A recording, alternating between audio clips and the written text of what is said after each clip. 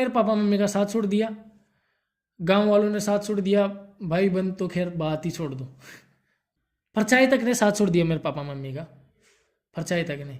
और मेरे माँ बापों को इतना टॉर्चर किया जा रहा था, इतना टॉर्चर किया जा रहा था जिसकी कोई हद नहीं है। नीचे आके देखा तो आग लग रही है, आग लग रही है। तो पूरी केबिन को ऐसा उल्टा कर रखा था और पेट्रोल छिड़क रखा था और आग लगा रखी थी।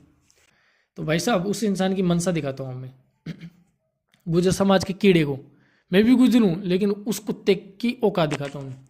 अंकिता को क्या बोलता है एक दिन फ़ोन करके कि तू मेरे से बात करने लग जा, और मैं तेरे से प्यार व्यार करता हूँ, और मैंने भाई तेरे को इसलिए बनाया है कि तू मेरे से बात करने लग जा, और अगर तू मेरे से बात नहीं करेगी तो मैं तेरे को पकड़वा दूंगा। हेलो फ्रेंड्स, कैसे हो आप लोग? उम्मीद करते हैं आप सब अच्छे होंगे। तो आप सभी का स्वागत है हमारे Ankita Mastram vlogs YouTube channel पर। फ्रेंड्स, मैं अंकिता गुजर और मैं मस्तराम गुजर, हम दोनों हस्बैंड वाइफ है गाइस। तो आप सभी को बहुत टाइम से हमारा इंतज़ार था कि भाई आपकी स्टोरी, आपकी जर्नी, आपका सब कुछ आपके बारे में कैसे कब बताओगे, कैसे बताओगे। तो गाइज फाइनली हमारे लिए ये दिन आ गया है। तो आज हम हमारी स्टोरी बता रहे हैं आप सभी को। मुझे टेंशन भी हो रही है कि भाई हमारी स्टोरी किसी को बुरी ना लगे, क्योंकि हम किसी का दिल नहीं दुखाना चाहते हैं। हम चाहते हैं कि हमारी स्टोरी से जो हमारे साथ हुई घटना, जिन लोगों ने हमारे को ब्लैकमेल किया, जिन लोगों ने हमारे को बहन भाई बनाया, जीजा बोला, उसी ने हमारे साथ गद्दारी करी। तो हम चाहते हैं कि जो स्ट्रगल मैंने किया है वो आप लोग नहीं करें। आप लोग भविष्य में मोटिवेशन हो, आप पॉजिटिव ही सोचो। हमारी स्टोरी को आप नेगेटिव बिल्कुल मत लेना कि आप तो आपके माँ बाप के नहीं हुए तो हमारे क्या होंगे, ये सब नेगेटिविटी है। आप पॉजिटिव लेना कि हम कहाँ गलत थे, कहाँ सही थे। हम इसीलिए आपको आ रहे हैं कि हम तो देखो, हमारे तो पीछे खूब लगे हुए लोग मारने के लिए। हम चाहते हैं कि हम जब तक जिए तब तक आपको हमारी स्टोरी बता के जाए, तो हम मर जाए भले लेकिन हमारी स्टोरी हमेशा जीवित रहे, हम यही चाहते हैं। तो आप हमारी स्टोरी को 1% स्किप मत करना। आप मोटिवेशन होगे, ये मेरा वादा है। आप एक एक चीज़ सीखोगे, ये मेरा वादा है। लेकिन आप 1% वीडियो को हटाना मत। और जितनी भी आप शेयर कर सकते हो ना, आपसे हाथ जोड़कर हम दोनों आपसे हाथ जोड़कर विनती करते हैं कि आप जितनी भी हो सकते हो ना, इस वीडियो को शेयर कर देना बस प्लीज़। ये वीडियो मिलियन पे नहीं, पता नहीं कितनी मिलियनों पे जानी चाहिए, मैं आपसे ये आशा करूँगा। आपको पसंद आए नहीं आए, लेकिन आप इस वीडियो को 100% शेयर कर देना प्लीज़ प्लीज़ प्लीज़। तो गाइज अब हम करते हैं हमारी जर्नी स्टार्ट। गाइज, मैं अंकिता गुजर, अंकिता बासरोटा गुजर, और ये मस्तराम बजाड़ गुजर। हम दोनों एक ही गांव से, ग्राम बरूदन, तहसील उनियारा, जिला टोंक, राजस्थान से। और हम अभी हस्बैंड वाइफ है। हाँ, तो गाइज मेरे परिवार में मेरे पापा, मेरे दादा, मेरी दादी और मेरी मम्मी और मेरी बहन है जिसकी शादी हो गई, और मेरे छोटे बहन भाई है और मैं हूँ। हम चार बहन भाई है, और मेरे पापा मम्मी है, और मेरे पापा खेती करते हैं, मिडिल क्लास फैमिली से है। तो फ्रेंड्स, मेरी फैमिली में मम्मी पापा और 2 भाई, और हम 3 बहनें, 5 बहन भाई हैं और मम्मी पापा है। तो फ्रेंड्स बात ये है कि मैं भी इसके परिवार से बहुत प्यार करता हूँ, और ये भी मेरे परिवार से बहुत प्यार करती है। लेकिन उन लोगों को नहीं लगता है कि हम करते हैं, हमने गलत किया है, इसलिए हम कोई बात नहीं, हम गलत किए। लेकिन आप सब बताना, आप सबको ये बताना ज़रूरी है कि हम कहाँ गलत थे और कहाँ सही थे। तो फ्रेंड्स मैं 2016 से नर्सिंग करने लग गया था जयपुर से। और जब नर्सिंग कर रहा था तो नर्सिंग कर एग्ज़ाम लग गई थी, और मैंने थर्ड ईयर क्लियर किया है नर्सिंग में। 4th ईयर करता तो मेरी कंप्लीट नर्सिंग हो जाती है, मुझे डिग्री मिल जाती, लेकिन नहीं हुआ। तो जब 3rd ईयर का एग्ज़ाम देके मैं गांव आया तो लास्ट में अंकिता जी से मेरी मुलाकात हुई गांव में ही।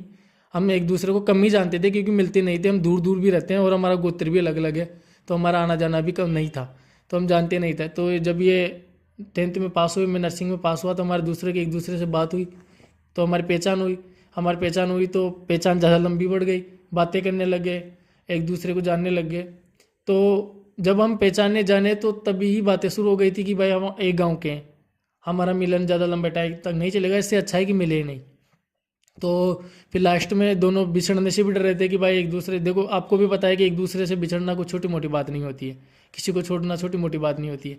तो दोनों ने डिसीजन लिया कि भाई घर वालों को मना लेंगे, जो भी होगा मना लेंगे घर वालों को, गाँव ही तो है, कर देंगे घर में। तो फिर जब ऐसा दिन आया कि अब घर वालों को मनाना चाहिए, शादी हो जाएगी नहीं तो अंकिता जी की, तो फिर हम दोनों ने घर वाले को बोला, तो भाई साहब घर वाले तो खिलाफ हो गए, क्योंकि अपने समाज में ऐसा होते नहीं है, ऐसा किया नहीं। तो मैं तो चाहता था कि देखो, कोई भग के जाए इससे अच्छा है शादी कर दो, कोई ट्रेन के नीचे मरे इससे अच्छा है उसकी शादी कर दो। कम से कम किसी परिवार का बच्चा ना मरे, किसी परिवार की इज्जत ना जाए। शादी करने से किसी की इज्जत नहीं जाती है। अगर अपनी लड़की या लड़का खुश है तो उनके ऊपर छोड़ दीजिए। मैं तो अभी भी आपसे एक सबसे यही निवेदन करता हूँ, इसमें आप गलत मत सोचना कि ये समाज को बिगाड़ने का काम कर रहा है। मैं समाज को आगे लेके जाऊँगा हमेशा, कभी पीछे नहीं रखूँगा। मेरा समाज मेरे माँ बाप है, और जैसे मेरे माँ बापों को प्यार करता हूँ मैं वैसे समाज को प्यार करता हूँ। तो मैं मेरी जर्नी के साथ मैं सब कुछ बताता जाता हूँ, आप सुनते जाओ। तो जब घर वालों को मैंने मनाया तो नहीं माने। तो अंकिता जी ने बोला कि भाई मैं तो मर जाऊंगी तेरे बिना, मैं तो रह ही नहीं सकती। तो मैं तो थोड़ा समझदार था, ये थोड़ी बोली टाइप की है, तो मैंने बोला कि भाई नहीं, मज़ा आएगा और अपन दोनों भाग भी जाएंगे तो नहीं छोड़ेंगे, मेरे माँ बाप भी मर जाएंगे, तेरे माँ बाप भी मर जाएंगे। लेकिन हमारी बातें चलती गई 1 महीने तक। वो लास्ट डिसीजन यही निकला कि भाई नहीं रह सकते एक दूसरे के बिना। मैं भी इसको मोटिवेशन देता था लेकिन नहीं रह सकता था यार, अकेला जाके रोता था मैं कहा यार नहीं जी सकते इसके बिना। तो हम एक दूसरे घर वालों को बताया, तो घर वालों ने तो साफ मना कर दिया, नहीं होगा। मेरे पीछे और गुंडे छोड़ दिए। तो फिर दोनों ने लास्ट में डिसीजन लिया कि निकल जाना चाहिए। तो उस टाइम पे अंकिता जी ने एक दिन फ़ोन किया कि भाई आज निकल जाना चाहिए। तो हम भाई ठीक है चल, मैं मना नहीं कर सका इसको। तो मैं उस टाइम पे जयपुर रहता था, मेरे पास एक पैसा भी नहीं था। यूट्यूब का पैसा आता था तो मैं मेरे घर वालों से पैसा नहीं लेता था, मेरा खर्चा मैं खुद ही चलाता था।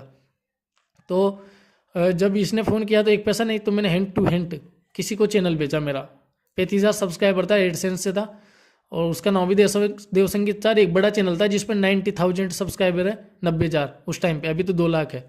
तो उसको तो मैंने नहीं बेचा, उसको तो मैंने गेम खेला किसी सबके साथ कि भाई मैंने ये चैनल बेच दिया, लेकिन बेचा नहीं था। मेरे को डर था कि यार कोई चैनल पे कोई फालतू की टेंशन आ जाए, कोई चैनल उड़ाने दे, इसलिए तो मैंने वो चैनल देवाजी को दे दिया था। और छोटा चैनल एक खिंडी का मेरा दोस्त है, उसको मैंने बेचा था 35,000 में। तो 35,000 रुपये मेरे पास आ गए, तो मैं चला गया अंकिता को लेने।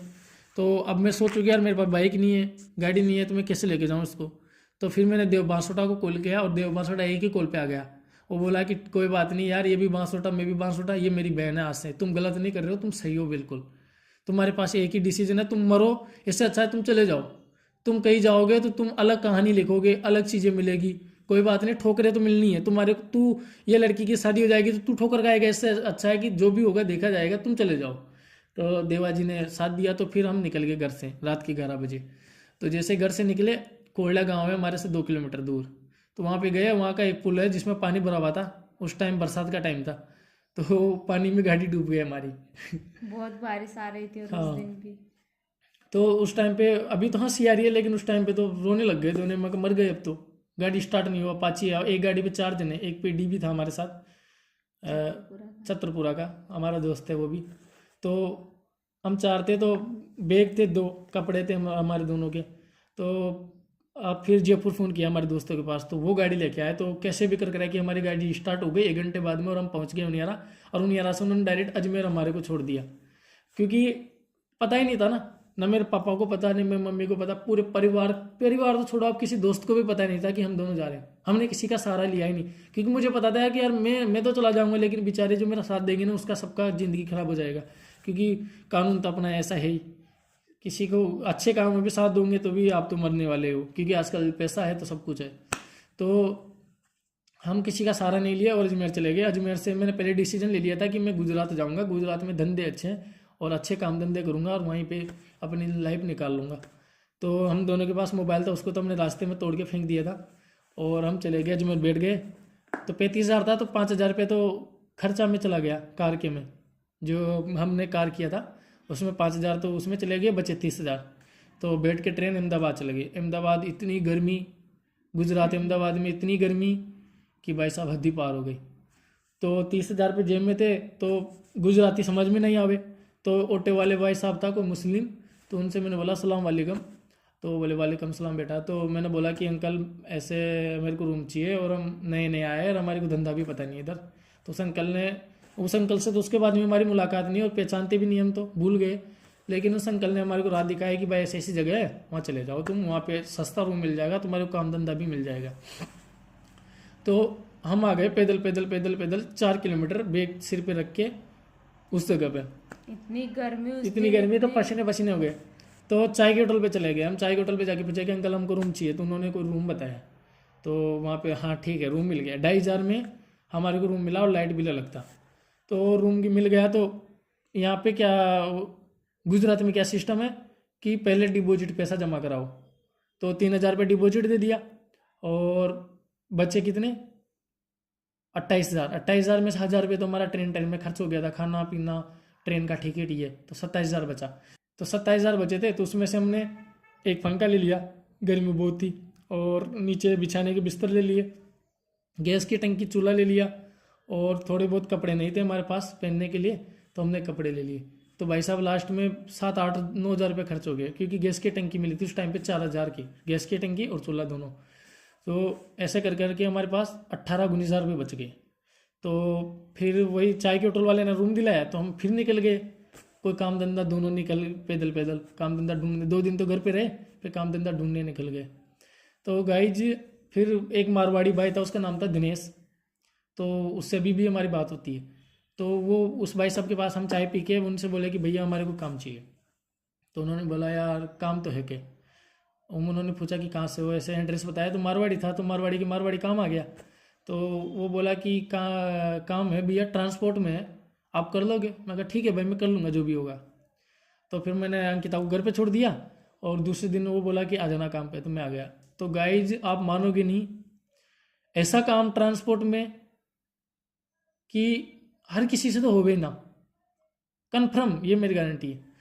तो टाइम इतना बेकार, देखो सुबह 5 बजे जाऊँ और 11:30 बजे तक मैं फ्री हो जाता वहाँ से, फिर वहाँ से खाना खाने के लिए 11 बजे आ जाता घर पे, और शाम को 5 बजे तक सोता था, 11 बजे से 5 बजे तक, फिर वापस 5 बजे उठता था, और रात के 2:30 बजे तक यहाँ कंधे पे रख रख के और 50-50-100 किलो की बोरियां को, और बस में और ट्रक भरता था ट्रांसपोर्ट में।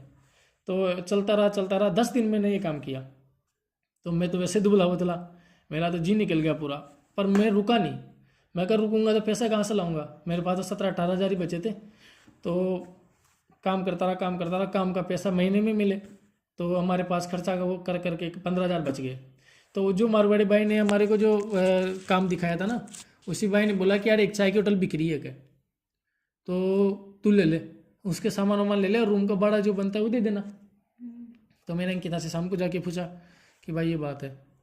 तो हम 10-15 दिन तो उस ट्रांसपोर्ट में काम करते हुए निकल गया था, और फिर मैं चला गया चाय के होटल पे देखने। तो उन्होंने बोला भाई कितने की देगी, कि 15,000 में सारा सामान आपको दे देंगे, गैस की टंकी उनकी जो भी है सारा सामान आपको दे देंगे। फिर मैंने बोला भाई कितना दूध निकलेगा, मेरा कितना पैसा बचेगा, कि भाई अभी तो कम ही दूध जाता है, लेकिन तू जितना घूमेगा जितनी मेहनत करेगा उतना तेरे को पैसा मिलेगा। मैं कहा ठीक है। तो मैंने उधर का काम छोड़ दिया, चाय के होटल पे आ गया। अब चाय के होटल पे आ गया तो मेरी चाय के होटल चले ना, 2 लीटर दूध जाए, 2 लीटर में क्या बचता है यार, 100 रुपये भी नहीं बचे मेरे सारे दिन में। तो पहले तो मैं अकेला जाता था, फिर 10 दिन मैंने अकेले नहीं किया, नहीं हुआ, मेरी नींद खराब होने लग गई, नींद मतलब थक चुका था मैं। सुबह 4 बजे जाऊँ, रात के 9 बजे घर पे आऊँ, सारे दिन अंकिता घर पे अकेली। तो लास्ट में डिसीजन लिया कि अंकिता तू भी होटल पे चल, तू चाय बनाया कर, मैं घूमूंगा चाय के डिब्बे लेके, जहाँ भी तू बोलेगी मैं उधर, मतलब जहाँ पे भी लोग बोलेंगे कि भाई इधर चाय लेके आओ, वहाँ मैं घूमूंगा। तो हमने 10 दिन तक तो वैसे चाय चलाई, फिर अंकिता ने लग गई, तो अंकिता को मैंने धीरे धीरे चाय बनाना सिखा दिया 4-5 दिन में। तो अंकिता बनाने लग गई चाय, और मैं दोनों हाथों में केटलियाँ लटका के डिस्पोजल आगे की जेब में रख के और चलने लग गया। 5 किलोमीटर का इधर का फेरा हो, 5 किलोमीटर का इधर का फेरा, और जब तक मेरे दोनों डिब्बे खाली नहीं हो मैं घर पे नहीं आता वापस। इतना थक जाता था, 5 किलोमीटर इधर की साइड में पैदल चलता था, फिर वापस 5 किलोमीटर पैदल आता था, 10 किलोमीटर, फिर 5 किलोमीटर इधर पैदल जाता था, फिर 5 किलोमीटर इधर से वापस पैदल आता था। साइकिल मोटरसाइकिल कुछ नहीं था। तो 20 किलोमीटर 25 किलोमीटर का डेली रूटीन हो गया मेरा। और वही सुबह 4 बजे आऊँ, अंकिता 9 बजे आए, रोटी बना के मेरे लिए रोटी खिला के, फिर अंकिता 5 बजे तक रहे, फिर मैं रात के 9 बजे तक रहूँ। मेरे सामने एक 20 साल पुराना चाय वाला था, तो उसकी होटल चलती थी जोरदार। तो मैं सोचता हूँ कि यार इसको कंपटीशन देना है ना, तो मैं इससे ज़्यादा ही भागूंगा। तो उससे 1 घंटे पहले आता था, 1 घंटे बाद में बंद करता था, फिर भी मेरा 10 लीटर दूध निकले, मतलब 500 रुपये रोज के मिलने लग गए मेरे को। और नहाना भी नहीं हुए, इनके कपड़े इतने मैले गंदे, क्योंकि चाय के होटल पे डस्ट, चाय बनाना नहीं आता था। हाँ, तो पूरी चाय उबलती थी ना, तो पूरे कपड़े खराब, कई बार हाथ गर्म, कई बार कई चाय बार तो हमारी चाय भरी की भरी गिर जाती थी, हाँ जल कई भी जाती थी पूरी कई जल बार। जाते थे, पूरी चाय गिर जाती थी। हाँ, तो हाथों ये में कंपटीशन चालू हो गया गाइस। अब कितना भाग सकता है इंसान, सुबह 4 बजे से शाम की 10 बजे तक कितना भाग सकता है, 10 दिन भागिए। हाँ, मेहनत इतनी, मतलब घूमते, ये तो बहुत घूमते थे, बहुत पैदल चलते थे, तो इनको तो मतलब दुकान पे जैसे आके पहुंचे ऐसे ऐसे मतलब गूंगने लग जाए। और मैं भी बहुत थक जाती थी, मेरे पैर सूज जाते थे। मैं तो खड़ा खड़ा भी सो लेता था, हाँ, इतना और थक जाता था। बारिश, उस टाइम पे बारिश का मौसम था तो बारिश आती थी, और गर्मी भी इतनी तेज, पंखा कूलर कुछ नहीं उस गर्मी में उसमें। रोड पे हमने चाय की होटल लगाई थी। तो भाई साहब उसके बाद में आप मानोगे नहीं, मेरे पैंट यहाँ से फट गए सारे, हाँ, और पूरे पैरों में छाले, अंकिता के पैरों में छाले, ऐसे ऐसे सूज गए ऐसे थे ऐसे पैर छूज गए कि मतलब मैं भागू नहीं। और कभी। सब सब चाय पीने वाले बोले यार भाई दुनिया देख ली हमने कि तेरा जैसा इंसान नहीं देखा। और सही बताऊं मैं मतलब भयंकर तरीके से थक चुका था, जोरदार तरीके से थक चुके थे। लेकिन 15 दिन 20 दिन हमने कैसे भी कर करा के निकाले, भागे भागे, फिर थोड़ी थोड़ी आदत हो गई हमारी कि भाई ठीक है अभी कमाना है ना तो भागना होगा, कभी काम नहीं किया ना, इसलिए ऐसा हाँ, हुआ था। है ना। तो भागता रहा, फिर रूटीन हो गया मेरा, भाई ठीक है भागना है तो भागता रहा। तो इसके बाद में घर वाले से मेरी बात ना हो, क्योंकि मैं ऐसा मैटर करके आया। तो मेरे माँ बाप से, दादा दादी से, बुआ बहन, मेरे देवा ने मेरे को सपोर्ट किया, उससे किसी से मैंने बात करना बंद कर दिया। क्योंकि देवा से अंकिता भी की नहीं बात की हमने। क्योंकि मेरी अंकिता की तो एज हो गई थी 18 साल, लेकिन मेरे 21 साल में 3 महीने कम थी। तो मैं नाबालिग था, तो मेरी शादी नहीं होती इससे। तो 3 महीने तक तो हमने किसी से, बच्चे से भी कांटेक्ट नहीं किया। तो 1 महीना चाय की होटल हमने चलाई बढ़िया। उसके बाद में जो ये नहीं आते अपने माताजी बेरू जी के लिए मांगने की भाई 200 दो, चंदा मांगने आते हैं कि 1000 दो, 1100 दो। उगाई बोलते हाँ, तो उस टाइम पे नवरात्रि आ गई दिवाली से पहले। तो नवरात्रि पे कोई हमारे से उगाई करने आ गया कि भाई 1100 रुपये चाहिए हमको। अब हमारे पास उस टाइम पे 500 रुपये बड़ी मुश्किल से निकले, और वो भाई की 1100 रुपये चाहिए हमको। तो मैंने मना कर दिया कि भाई मेरे पास 1100 रुपये तो नहीं है। तो वो गालियाँ वालियाँ निकालने लग गए मेरे को कि तेरी चाय की होटल ऐसे कर देंगे वैसे कर देंगे, तुम पैसा नहीं देते हो, ये न वो। तो गर्म खून तो मेरा भी, लेकिन मैं तो मजबूरी में फंसा हुआ था, गर्म खून तो मेरा भी। तो मैंने भी उनसे झगड़ा कर लिया कि भाई यहाँ जा नहीं दूंगा, जा करना है तेरे को कर ले।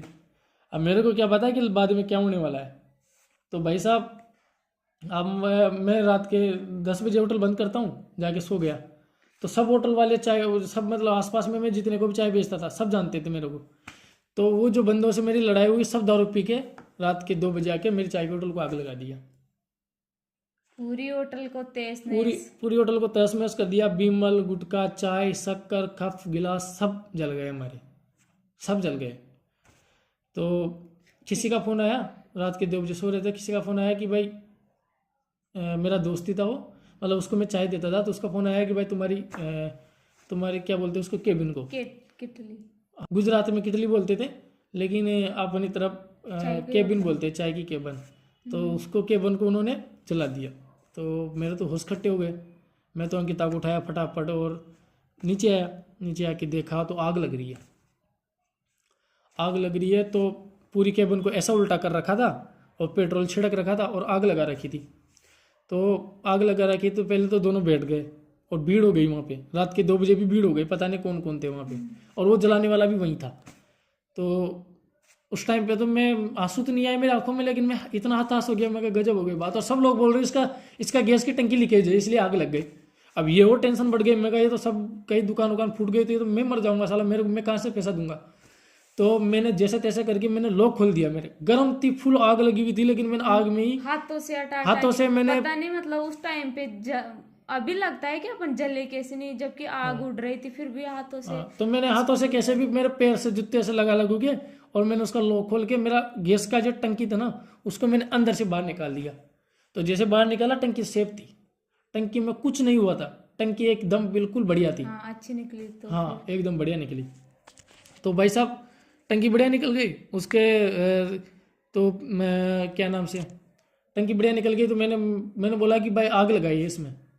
तो सब लोगों ने समझा बूझ के उस टाइम पे तो भेज दिया कि बेटा तू जा, हम तेरे साथ ही, नो टेंशन रहे।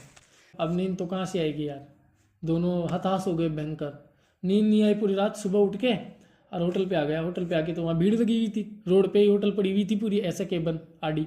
तो वहाँ पे जाम वाम भी लगा हुआ था थोड़ा बहुत। और सब लोग भीड़ में इकट्ठे थे। तो कुछ लोगों को गरीबों की भी आती है, कुछ लोगों को कि अच्छा हुआ, कुछ लोगों को कि बुरा हुआ, तो सभी हर प्रकार के लोग वहाँ पे थे। तो किसी ने रात दी कि भाई देख तेरे होटल इन्होंने जला दिया, अब तू जला दिया वो पैसा तो तू कमा लेगा, लेकिन कल तेरे को मार भी सकते हैं लोग, क्योंकि जो लोग होटल जला सकते हैं वो तेरे से दुश्मनी ले लिया, वो तो कुछ भी कर सकते हैं। तो मैंने केस कर दिया, 100 नंबर पे फ़ोन लगा दिया, अहमदाबाद पुलिस आ गई। मैं कहा सर ऐसे ऐसे मेरे साथ हो गया। उस टाइम पे हमने लव मैरिज भी कर रखी थी, क्योंकि हमारी शादी भी नहीं हुई थी उस टाइम पे। तो एक ऑर्डर था कि पुलिस वाले कहीं अपन को पकड़ के नहीं ले जाए।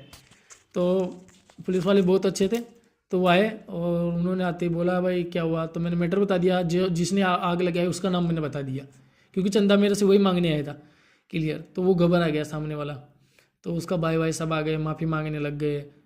तो वो भाई हम पैसे दे देंगे इसको जो होटल में आग लगाई है, तुम दुश्मनी मत करो, नहीं दुश्मनी हो जाएगी तो पैसे भी दे देंगे, कैश भी हो जाएगा, फिर जेल से वापस आएगा, फिर तुम दोनों की झगड़ा होगा। तो मैंने बोला हाँ यार ये भी सही है, लड़ने से अच्छा है कि ये जो भी अपना खर्चा हुआ है दे दे, कोई बात नहीं। तो मैंने मेरे खर्चे के लिए बोल दिया, लेकिन मैंने सोच लिया दिमाग में कि अब मैं चाय की होटल नहीं चलाऊँगा। तो मैंने बोल दिया कि भाई मैं चाय की होटल बेच रहा हूँ, अब मैं नहीं चलाऊँगा। तो बड़े बुजुर्ग थे, कुछ गुजरात के पटेल होते, अपने गुजर समाज में माने जाते हैं उनको, तो पटेल थे, तो पटेल आए सब। तो उन्होंने बोला कि तू बेटा घबरा मत, हम तेरे को इतने टाइम से जानते नहीं थे कि तू हमारा समाज का है, अब तू किसी भी समाज का हो, अब तेरे को टच नहीं कर सकता है। तो मैं उनके पेड़ में पड़ गया। मैं मेहनत कर लूँगा, लेकिन अब मैं चाय की होटल नहीं चलाऊँगा। मैंने बड़ी मेहनत से मेरी चाय की होटल खड़ी की थी और सब कुछ खत्म हो गया, और मेरे अंकिता रोने लग गए। तो सही में बहुत रोना है, वो लोग चुप करे, हम चुप ही नहीं रहे, क्योंकि सब कुछ खत्म हो गया था। सब कुछ खत्म हो गया था। पहले तो एक तो घर छोड़ दिया, घर से सब कुछ खत्म, और कोई है भी नहीं दोनों का, कोई पहचान वाला नहीं। तो होटल भी किसी ने जला दी, तो जो हम वापस जुड़ने लग गए थे वापस टूट गए। पैसा नहीं उस टाइम पे, उधार चाय जाती थी, थोड़ा बहुत इधर उधर खर्चा चलता था घर का। तो हताश हो गए। तो सब ने मिल मिला के बोला, दुकान वाले सब आ गए, तो बेटा तू टेंशन मत कर, अब हम तुम्हारे साथ है, तेरी चाय पियेंगे। तो कहते हैं ना कि भगवान जो भी करता है अच्छा ही करता है। उस टाइम पे तो बुरा लगा, लेकिन अभी मेरे को पता है कि जो भी किया अच्छा ही किया। तो भाई साहब उससे बेनिफिट हुआ मेरे को कि जैसे मेरी होटल जली मैं फेमस हो गया। किसी गरीब की होटल जला दिया, किसी गरीब की चाय की होटल जला दिया, तो उससे बेनिफिट क्या हुआ कि जो चाय नहीं पीना पसंद करते थे ना, वो भी मेरी चाय पीने लग गए। हाँ कि बेचारे कितनी कितना मेहनत करता है। और मेरे को इतनी नौकरियां का ऑफर दे, सबके 10,000 हम दे देंगे, 15,000 हम दे देंगे, तुम्हारे पास नौकरी का। लेकिन मैंने बोला मैं खुद क्या करूँगा। तो स्ट्रगल चालू था, मेहनत इतनी करता था कि जोरदार। तो 3 महीने निकल गए। 3 महीने जैसे निकले दिवाली आ गई, होटल चालू कर दी, बढ़िया फेमस हो गया, अच्छी होटल चलने लग गए, तगड़ी चाय बनाने लग गया। तो दिवाली आ गई। दिवाली पे अंकिता जी ने बोला कि देवा भाई ने अपन को इतना सपोर्ट किया है, तो कुछ तो देवा भाई से बात कर ले, अपने माँ बाप से भी बात हो जाएगी, तो देखते हैं क्या होता है। तो मैं कहा ठीक है यार, माँ बाप के साथ पता नहीं क्या हो रहा है, माँ बाप से भी पूछ लेते हैं एक बार। माँ बाप से बात भी नहीं होगी तो कोई बात नहीं, कम से कम देवा से बात हो जाएगी तो सब कुछ सही हो जाएगा। तो हमने देवा को फ़ोन कर दिया दिवाली पे, दिवाली के एक दिन पहले। तो देवा को फ़ोन करके बात हुई हमारी। तो देवा ने बोला, देवा उस टाइम पे पुलिस की पकड़ में नहीं था। तो देवा ने बढ़िया बात की। देवा ने हमको समझाया था कि भाई अगर मैं बात करने में अटक जाऊँ, कुछ भी हो जाए तो तुम्हारा एड्रेस मत देना, तुम भाग जाना वहाँ से। मैंने बोला ठीक है। अब मुझे क्या पता देवा आज ही बात हुई कल ही पकड़ा जाएगा। तो देवा जी को दिवाली के दिन ही पुलिस वाले पकड़ के और रात में ही ले गए। अब पता चल रहा है, मतलब देवा ने बताया कि उस रात को मेरे को पकड़ के लेके गए, मेरे को तो नहीं पता था कि उसको पकड़ के ले गए। तो पुलिस वालों ने उसके, मतलब पुलिस वाले तो पुलिस वाले होते हैं, उससे पूछताछ की तो देवा ने बता दिया कि भाई वहाँ रहते हैं, नंबर दे दिया। हमारा नंबर देते हमारी लोकेशन निकल गई। तो लोकेशन निकल गई तो भाई साहब देवा ने गेम खेलना चालू कर दिया। देवा जी ने फ़ोन किया कि मस्तराम यार मैं भी आता हूँ गुजरात में, मेरे पीछे पुलिस लगी हुई है, तो मैं ट्रेन में आता हूँ। भाई ठीक है आजा। तो देवा और पुलिस वाले साथ में, मेरे को नहीं पता, मेरे को तो अलग अलग नंबर से फ़ोन करे, आगे आगे आगे बस पहुँचने वाले हैं, इस ट्रेन में आ रहे हैं। मैं ठीक है। रात के 11 बज गए, मेरे को फ़ोन करके बुलाया कि भाई आजा तू हमको लेने, मेरे को लेने आ जा के।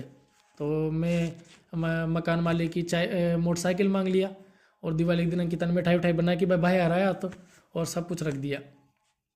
तो हमारे लिए तो कुछ भी त्योहार वगैरह ये सब कुछ नहीं था। हमारे लिए तो कोई त्योहार नहीं था। होली के दिन भी हमने चाय की होटल चलाई और दिवाली के दिन भी, और उस दिन भी हमने चाय की होटल चला के ही देवा को लेने गया था मैं। हम भूल गए थे त्योहारों को, इतने स्ट्रगल में पड़ गए थे कि भाई बस पैसा कमाना है अभी। तो देवा को मैं लेना चला गया रात के 11 बजे, थोड़े थोड़े छाटे आ रहे थे। अंकिता बोलती है कि मेरे को भी लेके चल भाई को लेने। मैं भी चलूंगी तेरे साथ में ऐसा। तो मैं भी कपड़े वपड़े पहन के अच्छे से तैयार हो गई, मैंने कि चलते हैं दोनों।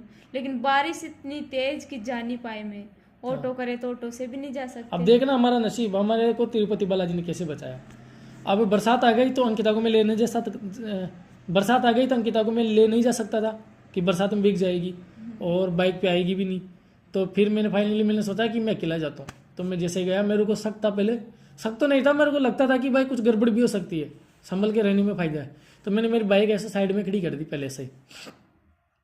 तो जैसे बाइक खड़ी कर दी और मैंने देवा को फ़ोन लगाया, देवा ने किसी के फ़ोन से फ़ोन किया कि भाई मैं स्टेशन पे यहाँ खड़ा हूँ। मगर ठीक है। तो अहमदाबाद वो स्टेशन पे चले गए। मैं जैसे मैं अहमदाबाद स्टेशन पे पहुँचा और देवा सामने आ रहा था और पुलिस वाले पीछे से आके मेरे को यहाँ से पकड़ लिए, यहाँ से पकड़ लिए, पैंट पकड़ ली। 3 पुलिस वाले। एक पुलिस वाला तो मेरा पहचान वाला भी था, गुजरी था वो, मेरे को जानता था कि आजा मस्तराम भाई, आजा मस्तराम भाई। तो क्या मस्तराम भाई, इधर तो जी निकल गया। तो उस टाइम पे मैं झूठ नहीं बोलूँगा और मैं कानून से माफ़ी मांगता हूँ, उस टाइम पे मैंने गाली दी डायरेक्ट कानून को। मगर तुम इतने भूखे हो कि मेरे को इतनी दूर भी नहीं छोड़े, मेरी ज़िंदगी ख़राब करने आ गए। मैं तो मेरी ज़िंदगी पता नहीं कैसे कैसे निकाल रहा हूँ तुम लोग मेरे को यहाँ पे। मैंने देवा को भी गाली दी, मैं देवा गद्दारी कर दी तूने। फिर सब समझाने लग गए कि तेरा कुछ नहीं होगा, लड़की तेरे साइड में ना, तेरा कुछ नहीं होगा। अब सबसे बड़ी प्रॉब्लम उधर में उस टाइम पे मेरी लव मैरिज नहीं हुई थी। इनकी तो उम्र भी नहीं थी, इसीलिए तो बैठे थे इतनी टाइम। हाँ, इनकी उम्र दिसंबर में होती और हमको नवंबर में पकड़े थे ना। हाँ, नवंबर में दिवाली पे पकड़े गए थे। हाँ, नवंबर 4 नवंबर के समथिंग शायद। हाँ, कन्फर्म याद नहीं है तारीख। तो पकड़ लिए पुलिस वालों ने। अब जितना मेरा दिमाग चला मैंने चलाया, नहीं छोड़े कि वेट कार में अंकिता के पास चल और चलना तो पड़ेगा क्या तुमको। मैंने बोला ठीक है, मेरी बाइक खड़ी है पार्किंग में, वहाँ से मैं बाइक लेके आऊँगा, फिर उसके बाद मैं चलूँगा। तो मैंने पुलिस वालों को घुमाना चालू कर दिया अंदर स्टेशन में कि इधर मेरी बाइक खड़ी है, इधर मेरी बाइक खड़ी है। मिली नहीं, बाइक खड़ी हो तो मिले, बाइक तो मैंने एक साइड में खड़ी कर दिया था। तो वो घूम घूम के थक गए, वो बोले कि भाई तू तो हमको चकमा दे रहा है, तू चल। तो ज़बरदस्ती मेरे को कार में घुसाने लगे। मैंने कार को पैर से लात मार के बंद कर दिया खिड़की को। मैं कहा मैं नहीं बैठूंगा, मैं जाऊँगा तो बाइक पे जाऊँगा। तो वो ज़बरदस्ती बिठाने लग गए। तो मैंने बोला कि यार देवत 1 मिनट, मेरे को सर्दी लग रही है, 2 मिनट छुड़वा तो दे मेरे को यार, मैं कौन सा क्या कर रहा हूँ यार। तो उधर तपन चल रहा था, आग लगी हुई थी, मतलब उधर तपने के लिए सब बैठे हुए थे। तो मैं कहा यहाँ बैठते 2 मिनट, मैं आपके साथ चलता हूँ। ठीक है, बाइक छोड़ दो इधर ही। तो उन्होंने मेरे को थोड़ा सा छोड़ के चारों तरफ पुलिस वाले खड़े हो गए और मेरे को छोड़ दिया थोड़ा सा। तो मैं तो मौका ढूंढ रहा था, मगर ये मेरे को छोड़े, मैं कैसे भी करके निकल जाऊँ, क्योंकि मेरे को पकड़ रखे थे तो मैं भाग नहीं सकता था। तो जैसे उन्होंने मेरे को छोड़ा, मैंने कल्टी मार दी और कल्टी इतनी तेज मारी कि हाईवे में पार कराना मेरे को पता ही नहीं चला कि मैंने कब हाईवे पार कर दिया। पुलिस वाले हो ही करने लग गए, मैं सेकंडों में गायब हो गया वहाँ से। और अंधेरा था, 11 बज रही थी।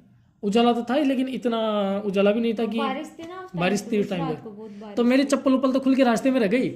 मैं तो कम से कम 500 मीटर इतना तेज भागा कि अगर पुलिस की भर्ती होती, आर्मी की भर्ती होती तो मैं नौकरी लग जाता। और भाग के एक मस्जिद टूटी हुई थी सामने ही, मस्जिद में चढ़ गया ऊपर। चढ़ के पहले तो मोबाइल को तोड़ा मैंने। अंकिता के पास मोबाइल नहीं था, मोबाइल मेरे पास अकेले के पास ही था। गुजरात में किसी से मैंने वो सिम ली थी फ्रेंड बना के, तो वो सिम सब तोड़ दी, मोबाइल भी तोड़ दिया। अब मैं वहाँ से मेरे को दिख रहा था पुलिस वाले ऐसे कैसे, मस्जिद पे चढ़ा ना मैं, तो वहाँ से मेरे को दिख रहे थे कि क्या एक्टिविटी कर रहे हैं। जैसे पुलिस वाले इधर उधर गए और मैं मेरी बाइक लेके निकल गया वहाँ से। बाइक लेके निकल गया तो वहाँ से बाइक लेके घर पे पहुँच गया कैसे भी कर के। और अंकिता को मारो भाई आ गयो, मगर तारो भाई आ गयो ना, तारो भाई तो पावना लिया ही ला रहा। इसके भाई पुलिस वाले लेके आ गए तो दोनों फूट के रोए, बहुत रोए इस रात को। करे तो क्या करे, रात के 12 बज गए और बरसात तेज, भागे भी कहाँ। अब भाई साहब, जिसका कोई नहीं होता ना, उसका भगवान होता है। तो जब हमारे रास्ते बंद हो गए चारों तरफ की, भागे कहाँ। तो फिर मेरे को, हम पहले घर से निकले थे ना, उस टाइम पे हम दोनों ने बात की थी कि जब भी अपना काम सक्सेस हो जाएगा ना, हम तिरुपति बालाजी जाएंगे, बाल दे के आएंगे। तो काम सक्सेस नहीं हुआ, उससे पहले भगवान ने हमारे को याद कर लिया। सारे रास्ते बंद हो गए कि कहाँ जाए कहाँ भागे। तो हमने सोचा कि तिरुपति बालाजी के चलते हैं। तो मोबाइल भी नहीं, पता भी कैसे करी कि तिरुपति बालाजी के जाते कैसे हैं। तो हम दोनों ने डिसाइड किया कि हम तिरुपति बालाजी के जाएंगे और भगवान जो भी करेगा वही होगा। तो गाइस कुछ भी पता नहीं था, अंदाजे से निकल गए। ऑटो वाले से पूछ के 50,000 रुपये जेब में पड़े थे, क्योंकि 50,000 हमने चाय के होटल में कमा लिए थे। और 50,000 रुपये लेके बैग भर के सीधा तिरुपति बालाजी के लिए निकल गए। किसी से पूछा कि भाई हमें अहमदाबाद के आगे कोई स्टेशन है तो वहाँ पे जाने के लिए कौन कहाँ से बस मिलेगी। तो उन्होंने बोला कि भाई वहाँ से मिलेगी, वहाँ जाओ। तो रात के 3 बजे बैठ गए ऑटो में। ऑटो में बैठ के उन्होंने बस स्टैंड पे छोड़ दिया। बस स्टैंड से मैंने बस पकड़ी, डायरेक्ट अहमदाबाद के पास में एक स्टेशन था आनंद करके, तो वो आनंद चले गए। आनंद गए तो वहाँ पे हमने पता किया कि भाई चेन्नई के लिए तिरुपति बालाजी के लिए कौन सी ट्रेन है। तो उन्होंने डिसाइड किया। तो पूछने के बाद में उन्होंने बताया कि भाई चेन्नई के लिए तो एक ही ट्रेन बच रही है और सुबह 6 बजे है। और हम पहुँच गए थे 4 बजे, 4:30 बजे समथिंग, 1-1.5 घंटे में पहुँच गए थे अहमदाबाद से। तो 6 बजे ट्रेन आ गई। अब ट्रेन का टिकट नहीं मिले, रिजर्वेशन भी नहीं मिले और टिकट भी नहीं मिले। तो हमने बोला कि सर हम कैसे जा सकते हैं कि भाई आप चालान कटवा लो फिर जा सकते हो, लेकिन खड़े खड़े जाना पड़ेगा आपको, हो सकता है सीट मिले नहीं मिले जनरल में। तो हमने बोला भाई ठीक है हम चले जाएंगे खड़े खड़े। तो हमने चालान कटवा लिया, शायद 800 900 रुपये का दोनों ने इतने का चालान कटवा लिए और बैठ गए ट्रेन में। तो जैसे सूरत पार हुआ और सूरत से वहाँ के कुछ यात्री बैठे तो पास में बैठे हुए थे, तो वो सब बातें करते जा रहे थे कि तिरुपति बालाजी की। तो हमने पूछ लिया कि सर आप तिरुपति बालाजी जा रहे हो? तो भाई हाँ। तो तिरुपति बालाजी के लिए वो उन्होंने बोला कि टिकट करवा लिया। अब हमको पता ही नहीं था कि पहले तिरुपति बालाजी के जाने के लिए जा रहे थे। हाँ, जबकि वहाँ जाने के लिए तो 1 महीने पहले रिजर्वेशन करवाना पड़ता है वो दर्शन के लिए। तो हमको कुछ नहीं पता। तो भगवान का, ऊपर वाले का नसीब, तो हमारे को ट्रैवल्स वाला मिल गया जो सबको टूरिस्टर रहता है ना, वो जो सबको टूरिस्ट करवाता है, घुमाता है, वो मिल गया। तो वो बोला कि भाई तुम्हारे दर्शन तो होंगे नहीं और तुम रहोगे भी कहाँ। तो उसने बोला कि चल ठीक है, दर्शन का टिकट तो तुम वहीं से ले लेना, लाइन में लगना पड़ेगा, और रूम का तो मैं तुमको दे देता हूँ, मेरे पास एक्स्ट्रा पड़ा है। तो भाई ठीक है। तो नसीब से हमारे को वो भी मिल गया। तो उसने बोला कि हमारे साथ चलना हो तुम, और तुम दोनों को हम पहुँचा भी देंगे, नीचे भी छोड़ देंगे, 500 रुपये भाड़ा लगेगा। मैं कहा ठीक है सर। तो वहाँ से भाग के तो आए थे हम पुलिस वाले के डर से। तो 4 दिन तो हमने तिरुपति बालाजी के निकाले। मैंने तो बाल कटवा लिए थे, तो मैं तो टकला हो गया था पूरा। मोबाइल भी लिया वहाँ पे, मोबाइल भी हमारा तोड़ दिया था। तो मोबाइल भी 7,000 का वहाँ पे नया मोबाइल लिया, रियलमी का 7,000 का था उस टाइम, 7,000 या 8,000 का मोबाइल था। तो फिर 40,000 बचे थे, 10,000 हमारे खर्च हो गए थे। तो हमको रहना था, घूमना इधर उधर ही था। तो हम तिरुपति से डायरेक्ट चेन्नई निकल गए।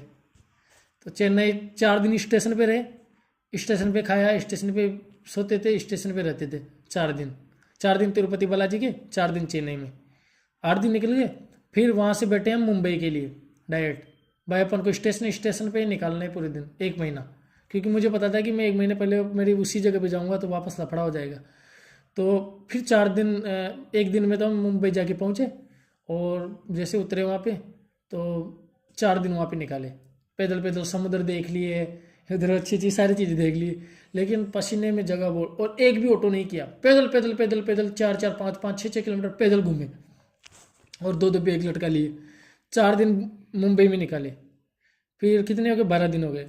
फिर हमने पैसे ख़त्म होने वाले थे, तो हमने सोचा कि भाई कब तक भागेंगे, अब तो किसी से अहमदाबाद में किसी से बात करते हैं, वापस चलते। चाय के होटल का भी बड़ा लग रहा है सब कुछ। तो हमने, जिस भाई ने हमारी सहायता की थी, दिनेश भाई ने, फर्स्ट टाइम में, उसी के पास हमने कॉल कर दिया कि भाई ऐसी ऐसी बात है, और ये बात हो गई। पहले दिनेश भाई को पता नहीं था कि हमारी लव मैरिज है, लेकिन उसको फिर हमने सब कुछ बता दिया कि भाई हमारी लव मैरिज है, ऐसे ऐसे हमारे साथ हुआ है, तो हमारे कोई रास्ता बताओ। तो वो बोला भाई ठीक है तुम आ तो जाओ, कोई निकालेंगे कुछ रास्ता। तो आ गए उसके घर पे। तो उसके पास भी बेचारे के पास एक ही रूम था, लेकिन वो ऊपर रहता था ना, तो उसके एक छत थी ऊपर। तो भाई ठीक है तुम हमारे पास रहो और तुम छत पे सो जाना, हम यहाँ पे सो जाएंगे। उसके भी 2 बच्चे हैं, वाइफ है, बहुत मस्त वाइफ है, मेरे को तो अभी छोटी बहन की तरह मानती है। हाँ, बहुत अच्छी रखती है। हाँ। तो उसके बाद में वो भाई, मैंने बोला भाई बैठा रहूँगा तो मज़ा नहीं आएगा, कुछ काम धंधा तो होना चाहिए ना मेरे पास। तो उसने बोला कि यार तुम मेरे चाय के होटल पे आया कर, और चाय मतलब तू मेरी दुकान पे काम मत कर, तू तो अलग हिसाब से कर। मैंने बोला कि मेरी पहचान है, चल एक काम करता हूँ कि अगर मैं 1,000 रुपये की चाय बेचता हूँ तो मुझे 200 रुपये दे देना, और 2,000 की बेचता हूँ तो 400 रुपये दे देना डेली, मैं कहीं भी घूमूँ कहीं भी फिरूँ। तो उसने बोला ठीक है। तो उसने मेरे को फिर 10 दिन तो उसके पास रखा, और फिर 11वें दिन उसने नया रूम दिला दिया कि भाई तेरे को 300 रुपये रोज़ दूंगा, तू 200 रुपये की चाय मेरे 2,000 की चाय मेरे को बेच के दे। मैं कहा ठीक है। तो 3,000 रुपये महीने भाड़ा, तो 100 रुपये तो उसके लिए निकालता था, 100 रुपये खर्चे के लिए 100 रुपये बचाता था हर महीने। तो वही स्ट्रगल वापस चालू। अहमदाबाद में आते ही 10 किलोमीटर चाय बेचने जाता था, 2,000 की चाय बेच के आता था। 10 किलोमीटर इधर जाता था, 10 किलोमीटर इधर जाता था, दुकानों दुकानों पे चाय पिया चाय पिया चाय पिया करता था। तो जो भी चाय पीते थे सबको चाय बेच के आता था, और 2,000 की चाय बिक जाती थी शाम तक। तो 1700 रुपये उसका देता था, और 300 रुपये मैं लेके आता था घर पे। शाम को 6-7 बजे घर पे चला जाता था।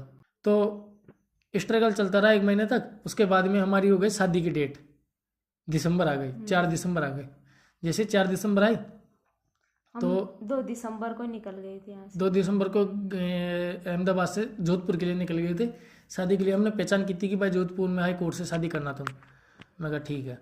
तो हम जोधपुर चले गए। जोधपुर गए तो वहाँ से वकील को किया 20,000 में। हमारे पास तिरुपति बालाजी के खर्च हो गया था पैसा तो, और 5-6 हज़ार इधर कमाया था चाय के होटल पे वापस उस बाइक की भी। तो ऐसे कर 40-45 हज़ार वापस हो गए हमारे पास। तो 20,000 तो वकील ने मांगा, और भाई ठीक है तुम्हारी शादी हो जाएगी। मतलब इतने फेर बदल हो गए, लेकिन अभी तक भी हमारे माँ बाप से हमने बात नहीं की। अभी तो स्टोरी चलती जा रही है। तो मेरे माँ बाप से बात करे हुए 3-4 महीने निकल गए, कोई पता नहीं मेरे माँ बाप के साथ क्या हो रहा है क्या नहीं हो रहा, कुछ भी मेरे को नहीं पता।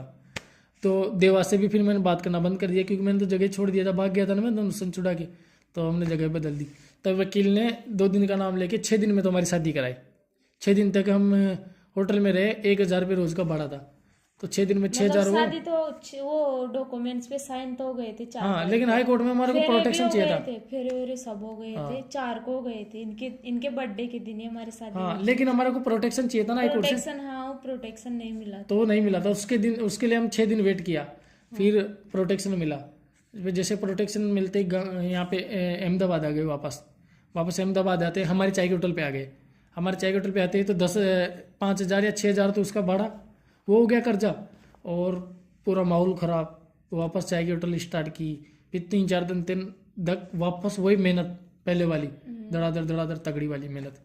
तो फिर मैंने मेरे एक बहन का देवर है इंदिरा जी, तो मेरी शादी हो गई तो मुझे मेरा डर खत्म हो गया। तो मैंने इंदिरा जी को फ़ोन किया मैसेंजर पे, फेसबुक पे। तो उनको मैंने मेरी पूरी डिटेल बताई कि भाई मेरी शादी वादी हो गई, तो मेरे डॉक्यूमेंट्स मैं किसको भेजूँ। अब वो मेरी किस्मत में भगवान ने पता नहीं क्या लिख के भेजा कि मैंने वो जो कागज़ थे ना वो मैंने थाने में नहीं भेजे, और मैंने मेरे घर वाले के एड्रेस पे भेज दिए। अब मेरे घर वाले को तो वैसे गांव वाले पहले टॉर्चर कर रहे थे हर प्रकार से, मेरे को तो नहीं पता था। अब बताते हैं कि इतना इतना टॉर्चर हुआ। मेरे पापा, मेरी मम्मी, मेरे बहन भाई, सब ने मेरे पापा मम्मी का साथ छोड़ दिया, गांव वालों ने साथ छोड़ दिया, भाई बहन तो खैर बात ही छोड़ दो, उनका तो नाम लेना ही मतलब मेरा पूरा दिन खराब चला जाएगा। तो सब ने साथ छोड़ दिया, परछाई तक ने साथ छोड़ दिया मेरे पापा मम्मी का, परछाई तक ने। और मेरे माँ बापों को इतना टॉर्चर किया जा रहा था, इतना टॉर्चर किया जा रहा था जिसकी कोई हद नहीं है। अब टॉर्चर तो हो ही रहे थे, उसके बावजूद एक और मैंने गलती कर दी कि मैंने कागज़ मेरे पापा के एड्रेस पे भेज दिया।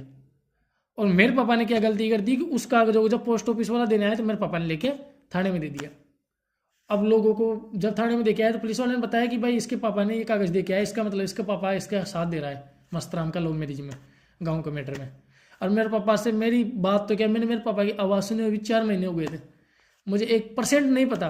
और मेरा पापा यार गाय जैसे मेरे पापा मुझे सपोर्ट तो करना नहीं, मेरे गोली मार देते उस टाइम पे अगर मैं मेरे पापा से बात भी कर लेता तो गांव वालों ने सोचा कि इसके पापा का हाथ है और इसके पापा ने शादी करवाई।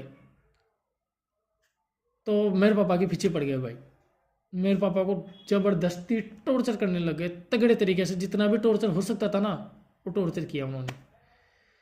फिर टॉर्चर किया तो उस टाइम पे जिस टाइम पे मेरे पापा को टॉर्चर किया जा रहा था उस टाइम पे मैं वापस जोधपुर चला गया था वापस, क्योंकि तो जब मेरे कागज थाने में चल गए थे तो इंदिरा जी से मेरी बात होने लग गई थी। इंदिरा जी ने बोला कि यार ये तेरे कागज नहीं मानने होंगे, तेरे को पेश होना पड़ेगा एक बार उनियारा थाना में। तो मैंने बोल दिया मैं किसी भी कीमत में उनियारा थाना में तो पेश नहीं हूँगा, वहाँ तो मेरे को लोग वैसे ही मार देंगे, गाँव का मैटर है। तो मैंने जोधपुर पहले तो मैं कमिश्नर सर के पास गया, फिर कमिश्नर सर जाके मैंने रिक्वेस्ट की, अंकिता ने रिक्वेस्ट की, फिर कमिश्नर ने हमारे को डिप्टी के पास भेजा, फिर वो एसआई के पास, पता नहीं किस किस के पास हमारे को भेजा गया।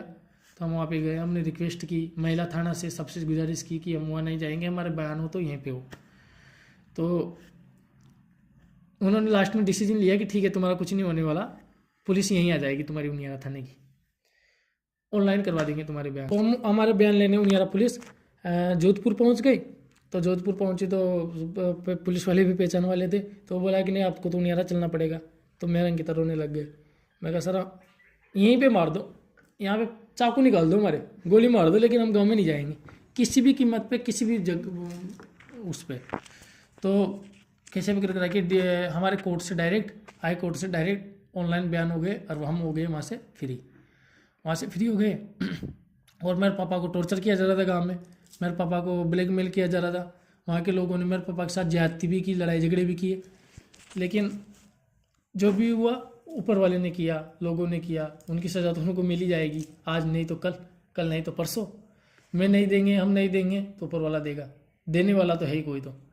तो भाई साहब हम आ गए वापस अहमदाबाद में आ गए, फिर वापस होटल चालू कर दी। अब होटल पे इतनी मेहनत चालू कर दी ना वापस आके कि एक दिन की कमाई 3,000 रुपये, 2,500 रुपये, 2,000 रुपये,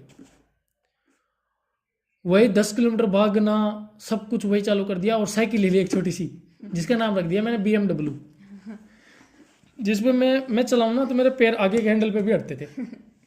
और ये फिर घर पे लेके जाए ना तो सब इतनी हंसी उड़ा देते, मेरे को जबरदस्ती साइकिल पे बिठाए। इसको मैं साइकिल के पीछे बिठा के लेके जाता था मेरे घर पे कि वैसे अपने यार BMW है उस टाइम पे, तो उसमें छोटा सा टिफिन रख के, पता है मतलब सही में लाइफ बहुत मजेदार थी, बहुत मेहनत करते थे, बहुत खुश मेहनत करते थे, लेकिन वो लाइफ बहुत बढ़िया थी। लेकिन बढ़िया इसलिए नहीं थी कि मेरे माँ बापों को टॉर्चर किया जा रहा था, हम तो मेहनत कर रहे थे, ठीक है भाई, जिससे भी तैसे भी कर रहे थे। लेकिन उधर मेरे माँ बापों को ये बोला जा रहा था कि भाई तुमने तुम्हारे लड़कों लड़कियों की शादी करवाई, और मेरे निर्दोष माता पिता को टॉर्चर किया जा रहा था। उससे बेड स्टोरी मेरी लाइफ की मेरे लिए कुछ भी नहीं हो सकती है। मेरी ज़िंदगी की सबसे बेड स्टोरी है वो कि मेरे माँ बाप को टॉर्चर किया जा रहा था बिना वजह। और मेरे मम्मी पापा का, आप गांव को तो छोड़ दो, मेरा कोई भी रिश्तेदार साथ नहीं दे रहा था। मेरे पापा की कोई गलती नहीं थी, मम्मी की कोई गलती नहीं थी, उसके बावजूद भी हमारा कोई साथ नहीं दे रहा था। तो भाई साहब इतनी स्टोरी, तो ये तो स्ट्रगल हो गया हमारा। अब होती है मेन एंट्री अब होती है हमारे दुखों की। अब क्या होता है कि थोड़े दिन चलता है, 1-2 लाख हम कमाते हैं चाय के होटल में। तो गाइज दिसंबर में वापस आके हमने काम चालू किया, और 1 महीने के ज़्यादा भी नहीं तो 50-60-70 हज़ार रुपये हम चाय के होटल में कमाने लग गए, क्योंकि हम बिमल, गुटखा, मसाला सब कुछ रखने लग गए थे। और मैं भागता था दबा की, तो 2-2 हज़ार की, 2,500-3-3 हज़ार की चाय डेली बेच के आता था मैं, पैदल। फिर साइकिल ले ली, साइकिल पर ज़्यादा भागने लग गया। फिर मैंने एक लड़का भी रख लिया 4-5 हज़ार में। वो लड़का इतना अच्छा था ना बेचारा, वो भी कम से कम 1,000 रुपये 1,200 रुपये की चाय बेच के आता था। बहुत मस्त। 1,000-1,200 की चाय बेच के आता था। 1,000-2,000 की मैं तो पुराना था तो मेरी पहचान थी, तो 1,000-2,000 की तो मैं बेचता था, और 1,000-1,200 की बेचता था। और अंकिता वहाँ पे खड़ी चाय बनाती थी, तो 100-200-500 रुपये की इसके पास बिक जाती थी। तो 2,500-3 हज़ार का टर्नओवर होना चालू हो गया डेली का, 70-80 हज़ार रुपये महीने। तो 2 महीने में हमने 1.5 लाख रुपये कमा लिए। 2 महीने में सब बड़ा बड़ा खर्चा पिर्चा सब काट के हमने 1.5 लाख रुपये कमा लिए 2 महीने में। तो जैसे फरवरी ख़त्म हुई, मार्च लग गई, मार्च होते ही कोरोना आ गया। अब कोरोना में जब चाय की होटल पे चलती थी ना हमारी, तो कोरोना आ गया। कोरोना आते ही हमारी पहचान हो गई, मतलब चाय के होटल में हमारी पहचान हो गई एक यूपी और राजस्थान के भैया। राजस्थान का तो कोई राजपूत करके था, और यूपी का केवट करके था। तो वो करते थे 2 नंबर का धंधा, और वो कुछ एटीएम का करता था। हमको तो नहीं पता था, हमारे सामने तो गए चाय पीते थे ना, तो बातें करते थे कि यार मेरे आज 20 हज़ार आ गए एटीएम में, 30 हज़ार आ गए। मैंने बोला यार मेरे को बता दो यार, मैं इतनी मेहनत करता हूँ, इतना भागता हूँ, मेरे को सिखा दो यार एटीएम का, तो मैं भी सीख लूँगा। कोई फ्रॉड का धंधा नहीं होगा तो मैं कर लूँगा, अच्छा धंधा होगा। कि नहीं, 1 नंबर धंधा है, कोई दिक्कत नहीं है कि। और मैं कहा ठीक है। तो जैसे कोरोना लग गया, लगते ही वो लोग तो फिर मेरे पास आए, क्योंकि बिमल गुटखा मिलना बंद हो गए, तो उनसे मेरी अच्छी जानकारी हो गई, भाई बंद बन गए वो मेरे। तो वो बोलते हैं कि ठीक है मस्तराम, तेरा काम धंधा बंद हो गया, हमारा चल रहा है, तो तू ऐसा कर, तेरे एटीएम में 50,000 डाल के दे, तेरे को 1,00,000 रुपये करके देंगे। मतलब 50,000 तू डाल के देगा ना हमको, वो तो हम निकाल के तेरे को शाम की ला के दे देंगे और तेरे अकाउंट में ही 50,000 वापस आएंगे। तो 50,000 वो 50,000 वो 1,00,000 रुपये जाएंगे। अगर ठीक है भाई साहब कर दो। और 1-1.5 लाख रुपये मैंने कमाया था, तो 1,00,000 रुपये तो मेरा कर्जा हो गया था, और वो कर्जा किसका हुआ था बताऊँगा। और 50,000 रुपये हमारी जेब में थे, तो 50,000 मैंने पूरे के पूरे उसके अंदर डाल दिए, उस बंदे के। और देखो अंकिता के पेट में था 3 महीने का बच्चा उस टाइम पे अंकिता के पेट में 3 महीने का बच्चा था। और ये मैटर हो गया, तो वो लेके चला गया 50,000। अब 50,000 लेके गया ना, वो आया ही नहीं। एटीएम भी ले गया और 50,000 भी ले गया, आया ही नहीं वापस। फ़ोन कर करके थक गया, दोनों रोने लग गए, हताश हो गए। भाई 50,000 थे, तेरे पेट के बच्चे को भी दिखाएंगे कैसे, सब कुछ बहुत बुरी कंडीशन थी। बहुत बुरी कंडीशन हो गई। 50,000 लेके भग गया, नहीं फ़ोन उठाए, 4 दिन निकल गए। केस के लिए भी मैंने बोला, तो लोगों ने बोला भाई तेरे पास पैसा भी नहीं है, पुलिस वाले पैसा मांगेंगे, तेरा कुछ नहीं होने वाला। अरे वो तो यूपी का है, वैसे भी हाथ नहीं आएगा। 50,000 के लिए कौन आता है, गलती तेरी है कि तूने उसको एटीएम दिया। तो हम तो इतने हताश हो गए कि बस काम बंद, सब कुछ बंद। कोरोना था ना उस टाइम पे, हाँ। तो कुछ कर भी नहीं सकते। कुछ कर भी नहीं सकते थे, कहीं जा भी नहीं सकते थे। और ये सोच लो कि खाने का भी पैसा नहीं बचा। बहुत। हाँ, तो लेके भग गया, क्या कर सकते हैं, लेके भग गया। उसका नसीब का उसको मिला होगा, हमारे नसीब को हमारे को मिला। तो वो तो भाग गया भाई साहब। फिर उसके बाद में 2 महीने बाद में वापस दुकान खुल गई।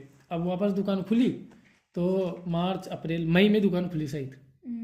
तो मई में दुकान खुली, तो देखो अब एक भाई साहब मिले हमको गुज्जर समाज के, अहमदाबाद में। बहुत पैसे वाला था और बहुत बड़ा कॉन्ट्रैक्टर था, और कांग्रेस में भी उसका कुछ मतलब राजनीतिक है। वो इतना नीच इंसान कि उसको गुज्जर समाज, मतलब वो गुज्जर समाज का हो ही नहीं सकता, वो गुज्जर हो ही नहीं सकता। उसने हमारे साथ इतनी बुरी चोट की। वो मिल गया, वो हमारे चाय के होटल पे आया, तो श्री देव नारायण भगवान चाय के होटल पे लिखा हुआ था। तो वो बोला कि हमको, अरे गुज्जर हो भाई साहब? मैं कहा गुज्जर है। और बढ़िया पहचान हो गई। अब वो कहाँ का है, उसका गोत्र क्या है, वो मैं अलग से बताऊंगा, अभी मैं नहीं बताऊंगा, मेरी मजबूरी है। अलग से बताऊंगा, उसकी पूरी पोल खोलूंगा एंड तक की, वो कैसी सोच है, क्या है वो। अब वो मिल गया, तो 2 दिन तक हमारे होटल पे चाय पीने आया, बढ़िया पहचान हो गई। हम भी तरसते थे कि हमारा कोई गुज्जर मिले, हमारे समाज का कोई बंदा मिले। लानत है उस पर। अरे मैं तो नफरत करता हूँ ऐसे, मतलब कि मेरे समाज में वैसे कुत्ते हैं जो एक कीड़े हैं। तो उसने भाई साहब 2-3 दिन तक आया हमारे होटल पे, तो बढ़िया पहचान हो गई। तो मैंने उस पर विश्वास कर लिया, मेरी स्टोरी मैंने उसको शेयर कर दी। मगर यार मैंने ऐसे लव मैरिज की है, और कोरोना में चाय के होटल भी बंद हो गए, पता नहीं महीना 15 दिन और चलेगी, कोरोना और लग जाएगा, फिर बंद हो जाएगी, तो मेरे को कोई काम दिलाओ अच्छा सा। अरे क्या तुम टेंशन काहे को करते हो मस्तराम जी, मैं हूँ ना तुम्हारा भाई। तो बढ़िया तीनों बैठ गए हम दोनों ने पूरी बातें शेयर कर दी। इसके माता पिता के बारे में पूरा बता दिया, इसके भाई के बारे में बता दिया, मेरे घर वालों के बारे में बता दिया, पूरी स्टोरी मैंने खोल दी कि अपने गुजर समाज का मिला है, अच्छी हेल्प करेगा अपनी।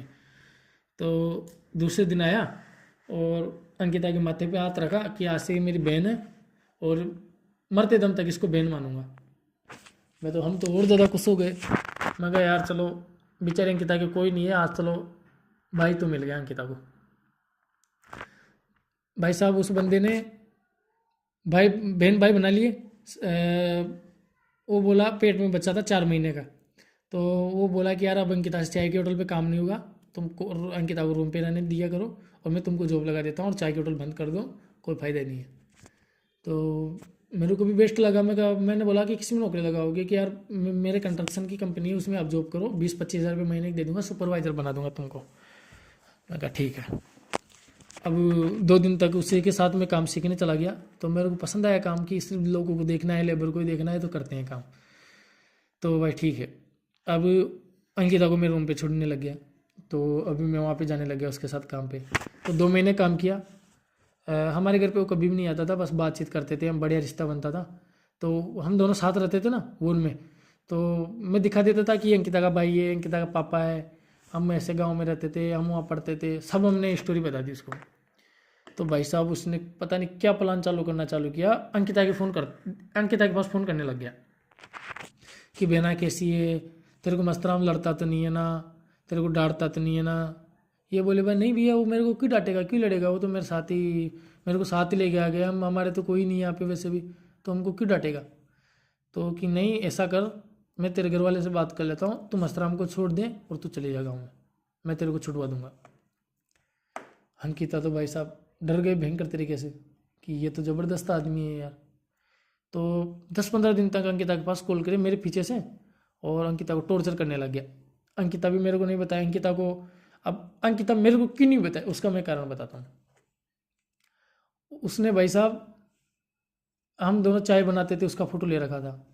हम दोनों घर पे खाना खा रहे थे, तो वो हमारे घर पे एक बार चाय पीने आया था, उसका फ़ोटो।